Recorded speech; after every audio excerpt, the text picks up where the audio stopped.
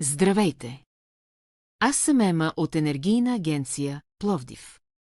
При засилен обществен интерес в Пловдив се проведе дискусионната среща «Енергийните общности на практика». Форумът послужи като платформа за взаимодействие между държавните институции, местната власт, бизнеса и гражданския сектор. Основни акценти – международен опит, специално внимание бе отделено на успешните модели и работещите структури в Гърция.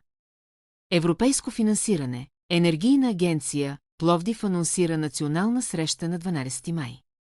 Тя ще бъде фокусирана върху втората процедура на Европейския фонд за енергийни общности, предоставяща грантове за разработване на бизнес планове.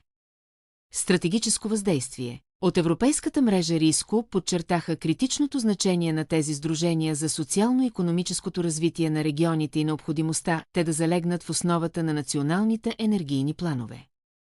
Благодарим ви, че бяхте с нас.